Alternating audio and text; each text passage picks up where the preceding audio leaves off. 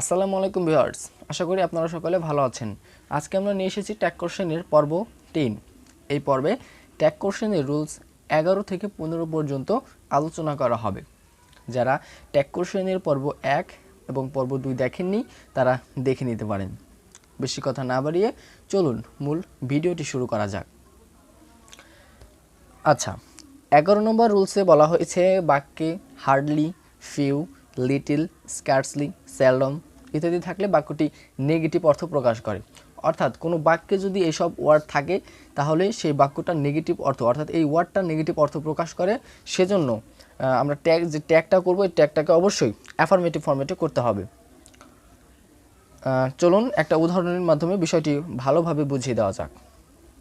আচ্ছা, এখানে দেখুন দেওয়া আছে হি হার্ডলি ভিজিট আওয়ার হাউস। এখানে সাবজেক্ট হচ্ছে হি, এখানে কোনো সাহায্যকারী ভার্ব নেই, মূল ভার্ব হচ্ছে ভিজিট, এর সঙ্গে একটা এস আছে এবং বাক্যে হার্ডলি ওয়ার্ডটি আছে যা নেগেটিভ অর্থ বহন করে। সেজন্য ট্যাগটাকে অবশ্যই অ্যাফার্মেটিভ ফরম্যাটে করতে হবে, অর্থাৎ ট্যাগে কোনো নাবোধক ওয়ার্ড থাকা যাবে না। এখন যেহেতু বাক্যে কোনো সাহায্যকারী ভার্ব নেই বা অক্সিলারি ভার্ব নেই, সেক্ষেত্রে আমাদের মূল ভার্ব অনুসারে ট্যাগটি করতে হবে। এখানে মূল ভার্ব রয়েছে ভিজিট, এই ভিজিটের সঙ্গে একটা এস যোগ আছে, সেক্ষেত্রে আমরা ডাজকে আনতে পারি এবং এটা একটা প্রেজেন্ট টেন্স এবং যেহেতু মূল ভার্বের সঙ্গে এস বা এস যোগ আছে সেক্ষেত্রে আমরা ডাজকে আনতে পারি এবং সাবজেক্ট হচ্ছে হি hardly visit our house, does he, এবং শেষে একটা প্রশ্নবোধক চিহ্ন অবশ্যই দিতে হবে। তবে কিছু শর্ত আছে। এ ফিউ, এ লিটল সবসময় পজিটিভ অর্থ প্রকাশ করে, অর্থাৎ বাক্যে ফিউ এর আগে যদি এ, লিটলের আগে যদি এ থাকে তাহলে কিন্তু এই বাক্যগুলো আবার অ্যাফার্মেটিভ অর্থ প্রকাশ করে, তাই ট্যাগটাকে অবশ্যই নেগেটিভ ফরম্যাটে করতে হয়। চলুন একটা উদাহরণের মাধ্যমে বিষয়টি বুঝিয়ে দেওয়া যাক। যেমন Ranju has a few friends. এখানে সাবজেক্ট হচ্ছে রাঞ্জু এবং অক্সিলারি ভার্ব বা সহায়ক ভার্ব হিসেবে হ্যাজকে ব্যবহার করা হয়েছে এবং এ ফিউ আছে, এখানে কিন্তু শুধু ফিউ নেই, ফিউর আগে একটা এ আছে, সেক্ষেত্রে এ ফিউ একটা হচ্ছে অ্যাফার্মেটিভ শব্দ বা হ্যাবোধক অর্থ প্রকাশ করে, এজন্য ট্যাগটাকে অবশ্য নাবোধক করতে হবে। যেহেতু বাক্যে অক্সিলারি ভার্ব হ্যাজ আসে সেক্ষেত্রে আমরা এই হ্যাজটাকে নিব এবং হ্যাজের সাথে একটা নট যুক্ত করে ট্যাগটা করতে হবে। এই হ্যাজের সাথে একটা নট যুক্ত করলে হবে হ্যাজেন্ট এবং সাবজেক্ট হিসেবে আছে রঞ্জু। এই রঞ্জুর যে রঞ্জু কবে নেওয়া যাবে না, এই রঞ্জুর একটা প্রোনাউন নিতে হবে। রঞ্জু যেহেতু একটা ছেলে মানুষ সেক্ষেত্রে এর প্রোনাউন আমরা হি নিতে পারি, hasn't he. Ranju has a few friend, hasn't he. আশা করি বুঝতে পেরেছেন। এবার চলুন দেখে নিই 12 নম্বর রুলসে কী বলা হয়েছে।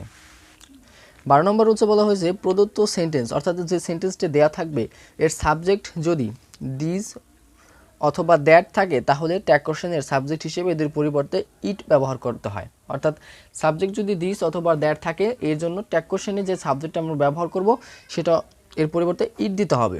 আর সাবজেক্ট যদি দিস অথবা দোজ থাকে তাহলে ট্যাগ কোশ্চেনে এদের সাবজেক্টের পরিবর্তে দে ব্যবহার করতে হয়।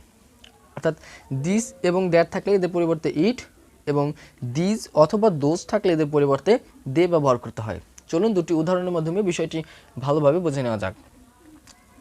আচ্ছা, এখানে দেখতে পাচ্ছেন দিস ইজ এ শার্ট। এখানে সাবজেক্ট হচ্ছে দিস এবং অক্সিলারি ভার্ব হিসেবে ইজ ব্যবহার করা হয়েছে। যেহেতু ট্যাগ কোশ্চেন করার সময় আমাদের সর্বপ্রথম অক্সিলারি ভার্বটাই খুঁজতে হয়, সেজন্য আমরা এখানে ইজ নিলাম এবং বাক্যটি একটা অ্যাফার্মেটিভ বাক্য, সেহেতু ট্যাগটাকে অবশ্যই নেগেটিভ ফরম্যাটে করতে হবে এবং ইজের সাথে একটা নট যুক্ত করে নেগেটিভ করতে হবে, সেজন্য আমরা নিয়েছি ইজেন্ট। এবং এখানে সাবজেক্ট হিসেবে যেহেতু দিস আছে, রুলসে বলা হয়েছে দিস অথবা দ্যাট থাকলে এদের পরিবর্তে ইট বসে, এজন্য এখানে নিয়েছি it. This is a shirt, isn't it. আশা করি বুঝতে পেরেছেন। এবার 2 নম্বর উদাহরণটি দেখুন, দোজ আর মাই বুকস। এখানে সাবজেক্ট হচ্ছে দোজ এবং সাহায্যকারী ভার্ব হিসেবে এখানে আর রয়েছে এবং বাক্যটি একটি অ্যাফার্মেটিভ বাক্য, ট্যাগটাকে অবশ্যই নেগেটিভ করতে হবে, এজন্য আর এর সাথে একটা নট যুক্ত করতে হবে অর্থাৎ aren't.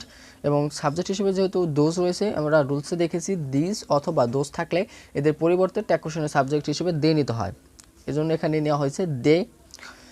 Those are my books, aren't they, এবং শেষে প্রশ্নবোধক চিহ্ন কিন্তু অবশ্যই দিতে হবে। আশা করি বুঝতে পেরেছেন। এবার চলে যাব 13 নম্বর রুলসে। আচ্ছা, এবার হচ্ছে ইম্পারেটিভ সেন্টেন্সের রুলস। ইম্পারেটিভ সেন্টেন্সটি যদি মূল ভার্ব দিয়ে শুরু হয় তাহলে ট্যাগ কোশ্চেনে will you, won't you, can you ইত্যাদি বসে। অর্থাৎ ইম্পারেটিভ সেন্টেন্স আমরা জানি মূল ভার্ব দিয়ে শুরু হয়, বিভিন্ন নিয়মে শুরু হতে পারে। সে যদি মূল ভার্ব দিয়ে শুরু হয় তাহলে এদের পরিবর্তে will you, won't you, can you ইত্যাদি বসে ট্যাগ কোশ্চেনে। আচ্ছা, একটা উদাহরণ দেখা যাক।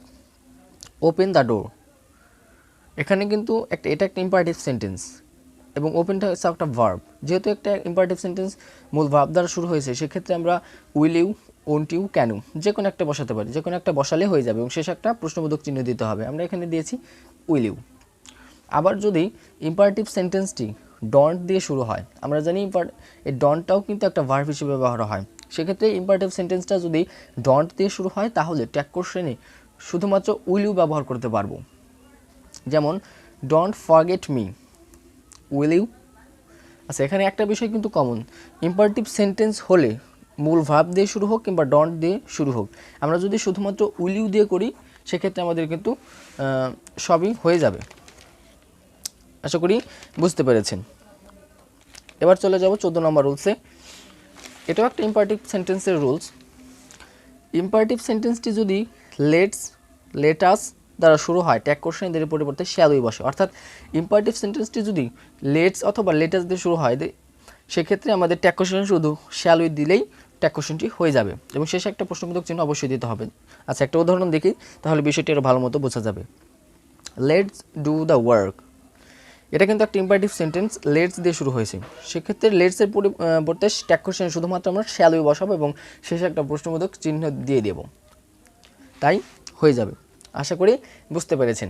এবার চলে যাব 15 নম্বর রুলসে। এবার এক্সক্লেমেটরি সেন্টেন্সের ট্যাগ গঠনের নিয়ম। সেন্টেন্সটি যদি এক্সক্লেমেটরি সেন্টেন্স হয়, এক্সক্লেমেটরি সেন্টেন্স কিন্তু দুইভাবে গঠিত হতে পারে। এক্সক্লেমেটরি সেন্টেন্সের ভেতর যদি ভার্ব থাকে সেক্ষেত্রে নিয়মটা অন্যরকম, আর যদি মূল ভার্ব দিয়ে শুরু হয় সেক্ষেত্রে আমরা সব নিয়মেই পারবো ইনশাল্লাহ। আচ্ছা, দেখুন দুটো উদাহরণের মাধ্যমে বিষয়টি ভালোভাবে বুঝিয়ে দিই। How fine the follower is, আমরা জানি যে যদি ট্যাগ কোশ্চেন করতে হয় প্রথমে আমাদের দেখতে হবে যে বাক্যে কোনো অক্সিলারি ভার্ব বা সাহায্যকারী ভার্ব আছে কি না। যদি থাকে তাহলে ওই ভার্বটাকে ব্যবহার করব, আর যদি না থাকে সেক্ষেত্রে মূল ভার্বের সাথে মূল ভার্ব অনুযায়ী ডু, ডাস অথবা ডিড ব্যবহার করতে পারি।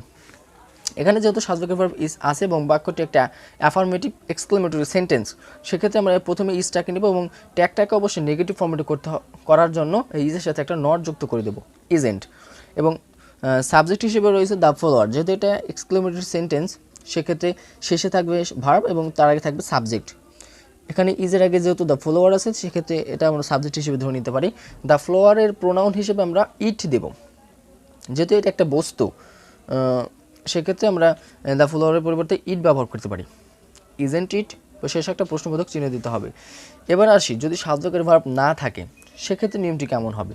আচ্ছা, এটাও একটা উদাহরণের মাধ্যমে বুঝিয়ে দেওয়া যাক।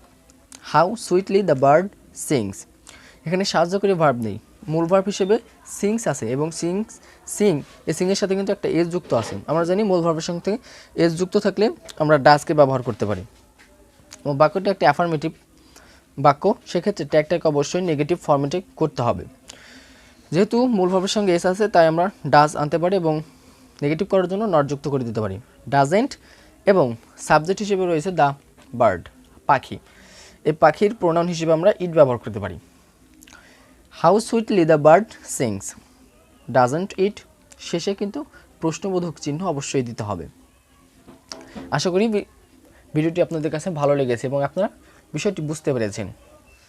ভিডিওটি ভালো লাগলে ভিডিওটিতে একটু লাইক দিয়ে চ্যানেলটিকে সাবস্ক্রাইব করে আমাদের সাথেই থাকবেন।